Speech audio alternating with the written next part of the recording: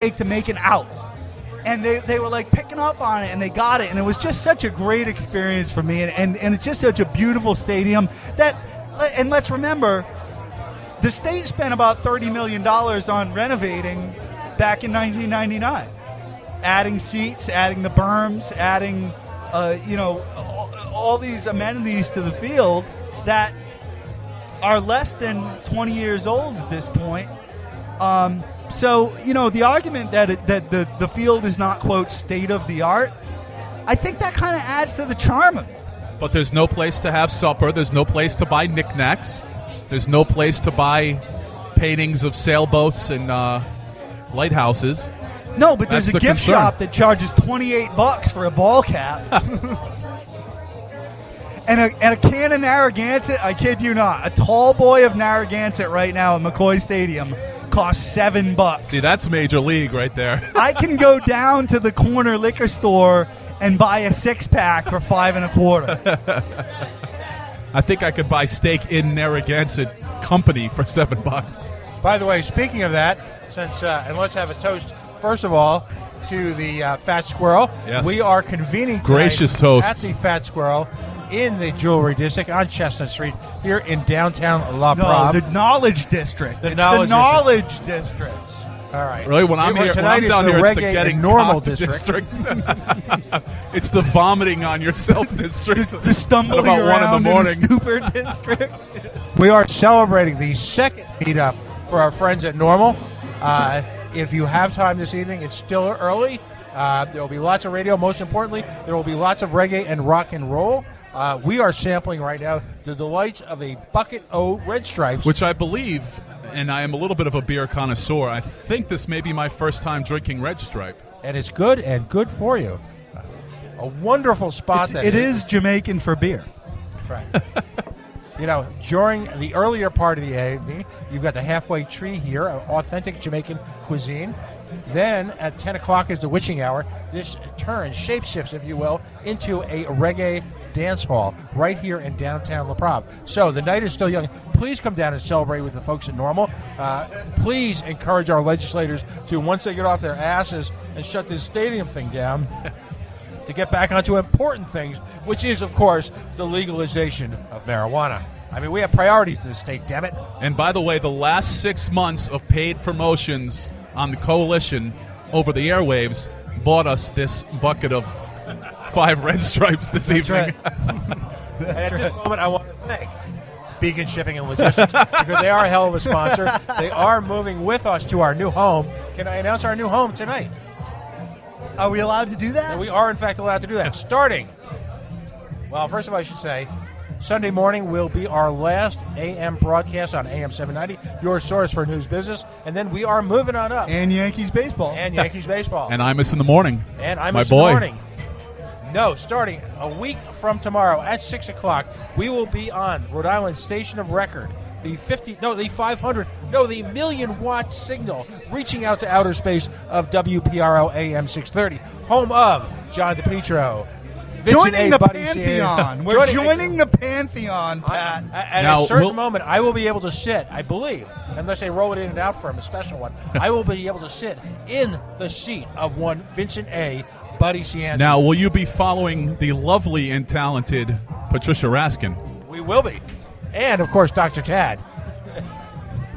So, one can learn. There's a plethora of things one can learn. Starting, but let's get to the point here. What's our new time slot?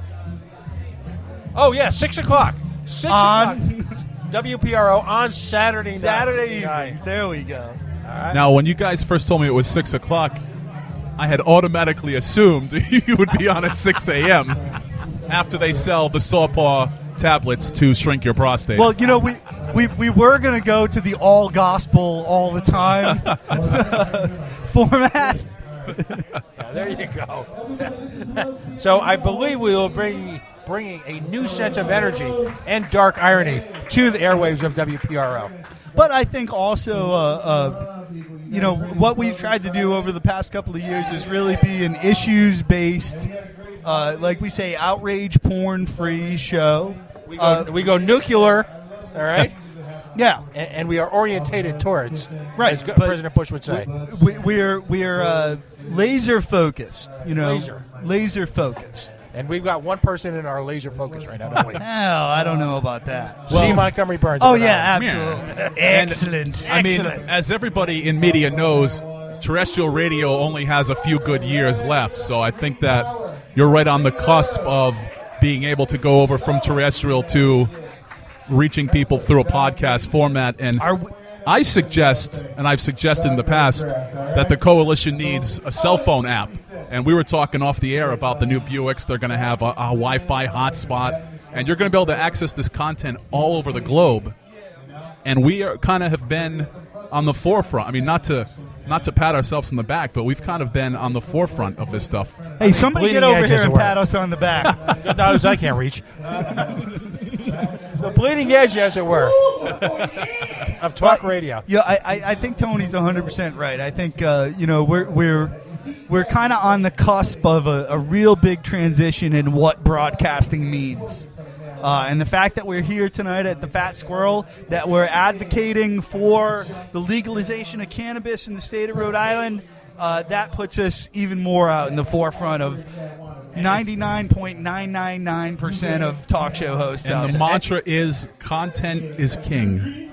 That's right. And another announcement, this coming May 16th, I believe it is, Providence Convention Center. We will be live broadcasting via the internet the entire 2-day cannabis convention. Live on the spot, 15 hours of uninterrupted discussion between me, Tony, Dave, and whoever the hell else will join us. Whoever can give us a pee break.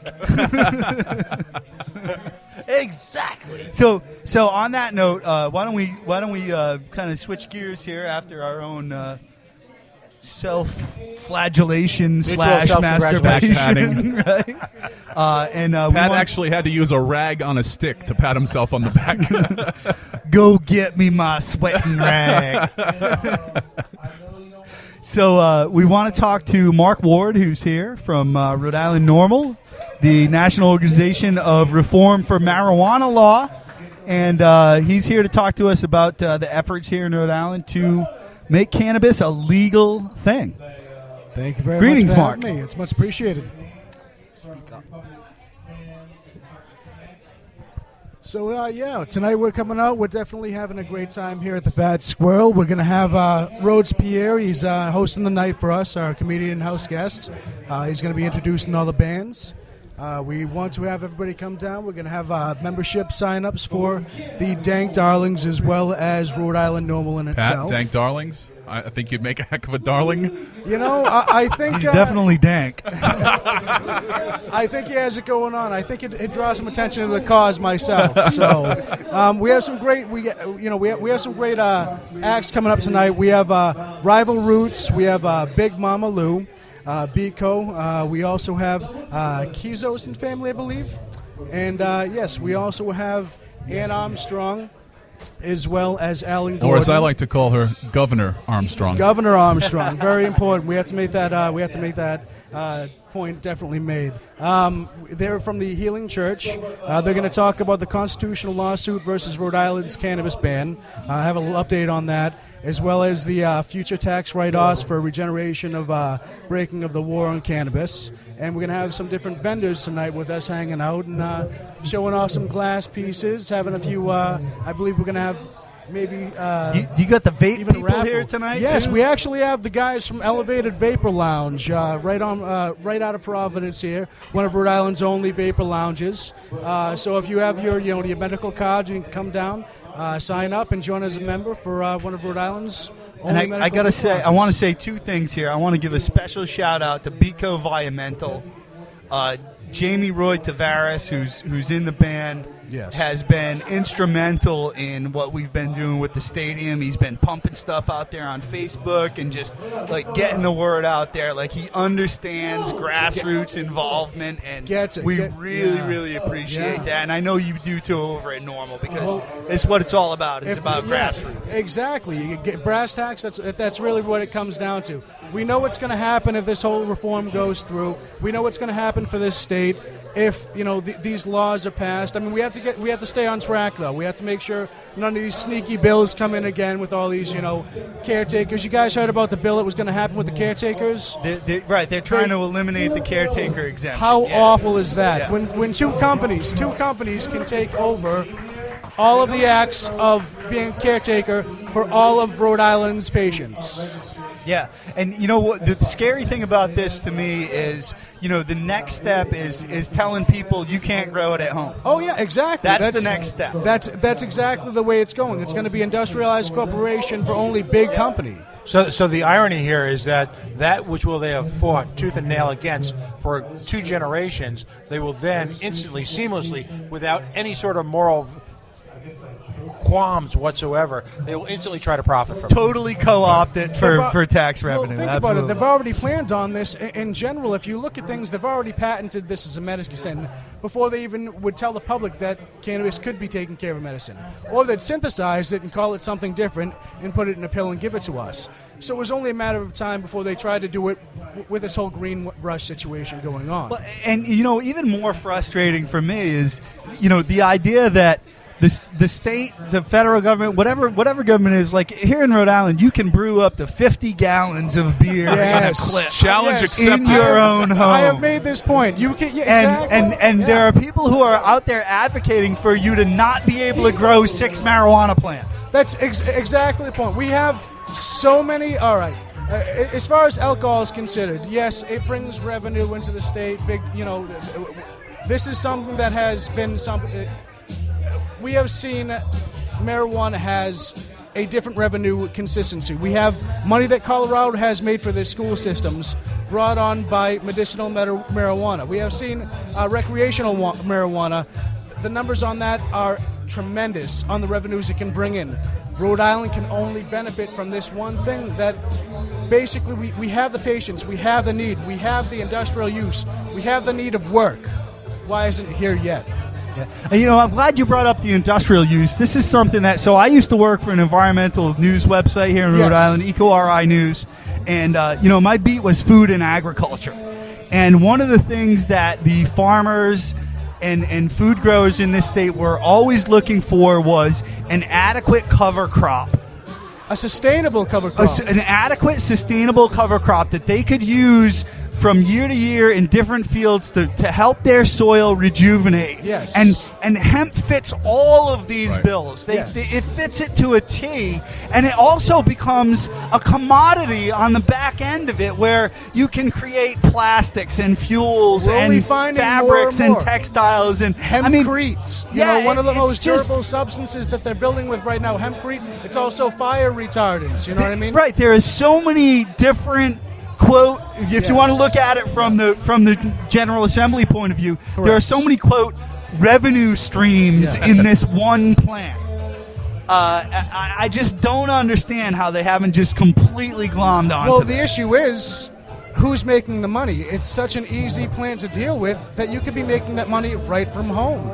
You can grow it from home. You can, you can industrialize it right from home. Yeah. So that's the issue, is then you really can't put those bans on. You can't put those regulations on it if it's so easy to make it from home. Just like medications. If you can take a medication and make it from home, that's a scary situation for a lot of companies.